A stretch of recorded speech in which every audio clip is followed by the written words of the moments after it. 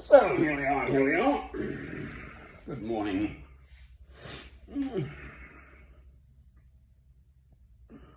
It's over 10 degrees warmer, 10 to 15 degrees warmer than it was only last week. It was -6 and it's now around 10 degrees, depending at night or whatever. Anyway, here we are. I shall start on the uncontroversial bit. Life.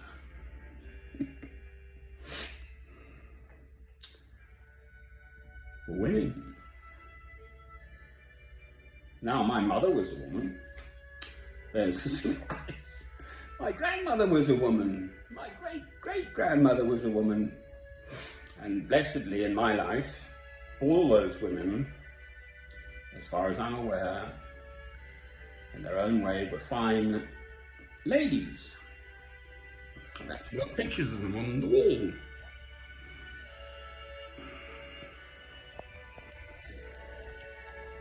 There's the epilogue to Proverbs, the book of Proverbs in the Old Testament, the wife of noble character, and it bears reading. It is the most extraordinary testament to what a fine lady ought to be.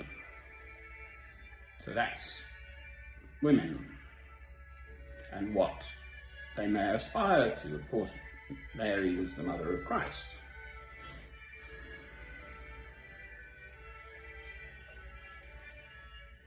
He had to have a physical mother, physically in this world. Then there's the question of, from, to me, conception, when the sperm hits the egg in the mother's womb. It's actually higher up, it's still in the fallopian tubes at this point. And when those two cells, the male and the female, get together, mix their genetics, and divide into 4 cells, to me that is where a human being starts, where God breathes his Holy Spirit into a human being from conception. I don't want to get into that subject of abortion and everything. I've spoken elsewhere about it. So to me, it's a very deep matter, and that position clearly is a very fundamentalist one.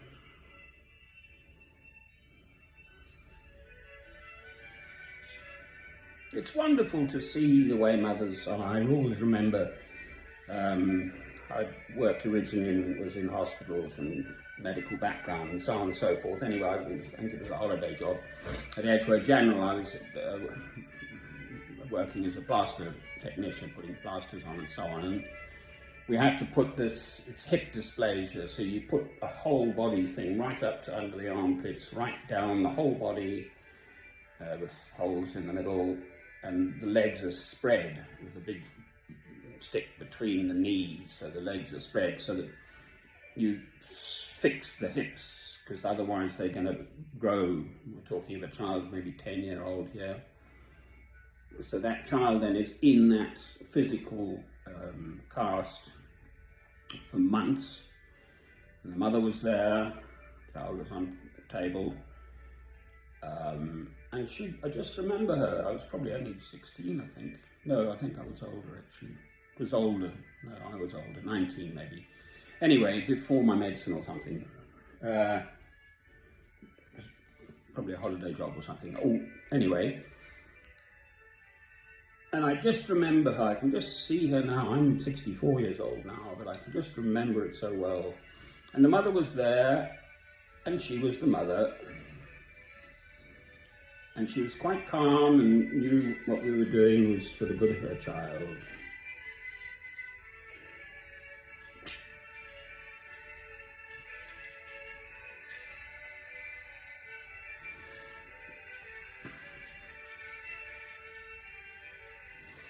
Now that is just one small example of love. We haven't spoken of fathers at the moment. No, fathers' love too matters. But especially in the early years, I mean, breastfeeding, etc., breast is best, etc., but that's not to condemn someone who can't breastfeed and so on. I mean, a little tip from my mother, to all young women, before they have children, scrub your nipples with, a nail brush to toughen them up so you don't get the little one, you don't get sore nipples. Toughen them up. Just a small maternity tip. And obviously, mother's milk is designed, a human mother's milk is designed for a human baby. A cow's milk it's got different proteins and chemicals in it. Cow's milk, we're not designed, we get something called, I don't know, there's a problem you can get from people can't take it. Our Western guts are organised. This chap walks by all the time. He's the biggest boy. That's about as exciting as things get here. I've got a lovely little spot. There was actually a male pheasant went by, a cockbird this morning. Had a pair of squirrels out there, a pair of robins actually, a pair of big old rooks as well, all in pairs this morning, apart from the pheasant.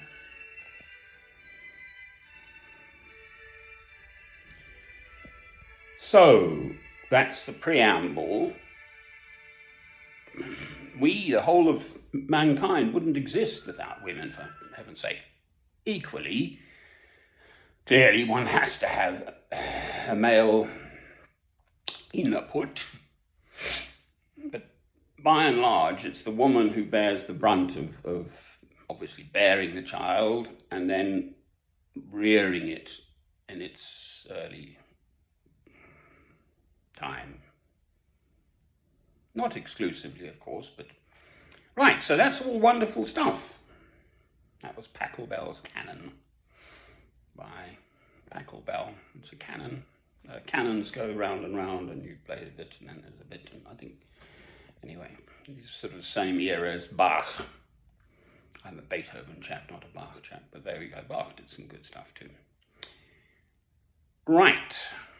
What I want to get on to is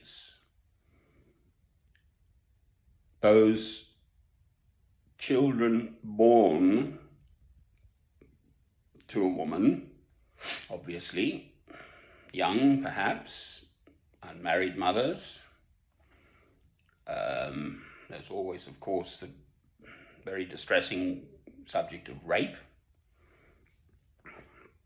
And then the situation of a woman who marries, as it were, in good faith, so she's a married woman, who then rejects her choice to marry that man with a child and then bogs off and marries someone else and brings some more children into the world. Now that is a problem. It's a living, daily problem for the first child of that woman's marriage and her, who becomes divorced husband and his family, for the young human being who obviously grows up, and for his children. What does he say about his family? How does he grow up? What does he think of his father, his own father, and the woman who then goes off and marries another man? That all got to work itself out. Well, I'm sorry. I do know someone in these circumstances. In part, that is why I'm speaking. It's far too sort of direct and distressing to speak to the individual concerned. But it's a general matter. It's not the only woman in these circumstances I've had personal contact with, and obviously one hears in the other stories. Now, it's not for me to judge. I'm merely remarking, commenting, observing the reality of those circumstances with the human beings involved, the adults at various generations, and the young people and their following generations, when you look up your genealogy, I can look up my genealogy. I'm pretty rock solid, blessedly kind of middle class stock, going back to farmers and missionaries and doctors and nurses and mathematician, my granny was, and I don't know, all sorts like that. I think artistic people too. So I've got this sort of blessed succession of generations behind me with sort of no untowardness. This is a massive untowardness. This married woman, yes, they may have made a wrong decision. I mean, I put my cards on the table. I'm a divorced man. And I was older too. So what was I up to? I think I was 33 years old. And there was a child, my son, Robert Francis, there's a picture of him, who has now committed suicide at the age of 18 on Tuesday the 23rd of August 2011. He would have been 28 years old now this year. 29, in fact. On November the 12th of this year. It's his birthday.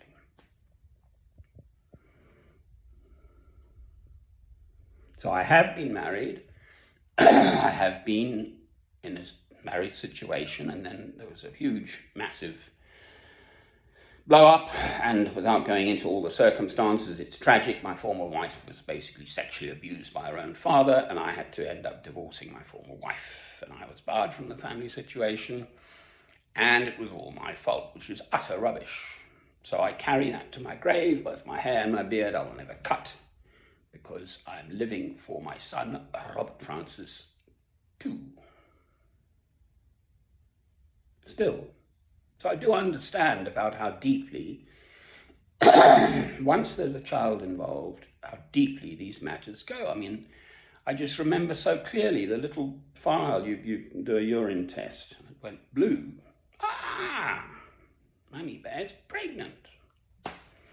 You know? And these little booties and all this stuff. And then her stuff kicked in, and the courts, the English courts. You may well ask what I'm doing in England. Here I am in Middle England, in Hertfordshire, in England. Well, quite frankly, justice in England doesn't exist in my circumstances. My mother was a maternity sister. She never knew her grandchild. So that, my former wife, is still evil.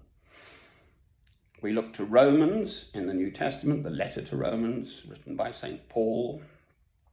And you must love your enemies, not bear them ill will. Follow Christ and love your enemies and wish them a long life, feed them and water them, so they may repent of their evil. That is the nub of the matter. That the woman in these circumstances repents and recognizes their evil in bringing children into the world with multiple living husbands. Obviously, if you fall in love beautifully, I'm a hopeless old romantic. I mean, you know, watch, The Sound of Music, all that story. And the young Maria falling in love with Baron von Trapp and all of that, for heaven's sake. Anna Karenina comes to mind as well. Apparently she wasn't very beautiful, the actual person that Tolstoy modelled the story on, but she had a beautiful soul. So all of that comes into play. Yes, it's a real world. I recognize, you know, but the ideal remains a normal as well, not a sort of idealistic ideal, but just a woman, and this is religious, very strong religious practice in Judaism, in Muslim cultures, probably Hindu as well. I'm sure in most religious cultures, Christianity, obviously as well, that the woman should be Virgo intacta before her marriage. I mean, the way it used to go, there were all these old harpies around, and like marital relations would occur, and then they'd come looking for the blood on the sheets. that is a reality. In noble families, I think that's more a situation. So I'm merely rambling on as usual to get it off my chest, quite frankly. See, I've got 3s now.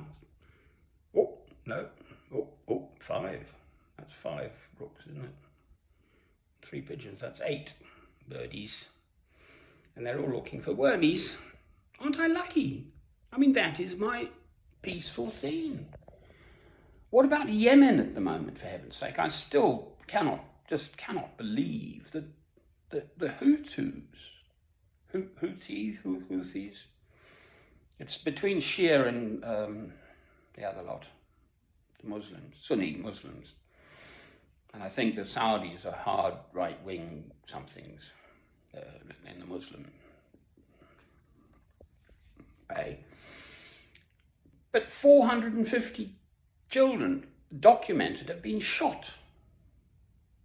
And there was the story on the BBC with, her name's Orla Guerin, she must be Irish.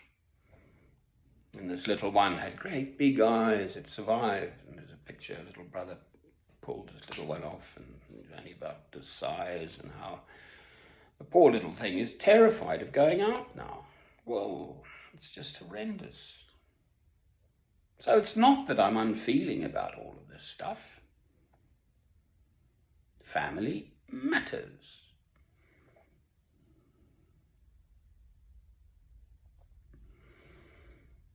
The West now, we've got this abortion on demand, basically, certainly in England. I think it's Honduras is one of the few countries in the world where it's still completely banned, which is horrendous too, because then you get backstreet abortions and young girls dying with needles up there and blood loss and all the rest of it. So it is a subject fraught with difficulty, I recognise that. I'm merely putting into words what I believe to be ordinary, straightforward, sound, I am a Christian thinking. Amen. This is old Pachelbel. Finish on him. Gone to sleep for good now. Machine's broken. No, never mind. Women are wonderful. I mean, I still cherish notions. I'm not embittered by my personal stuff. I refuse to be. I've had the wonderful background. Yes, my own personal life is a complete wreck. I'm completely alone here, living a monastic life, and even more monastic now because of obviously COVID, but Lent. You know, I've got food in the house. I don't have to go out. You know, I don't have to meet anyone.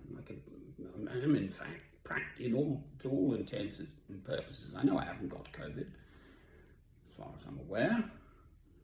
And I'm pretty much self-isolating, alone with God, 24 hours a day, basically. The odd passerby I have a chat with sometimes. Right, enough of that. So, L'chaim, to life, to women, and to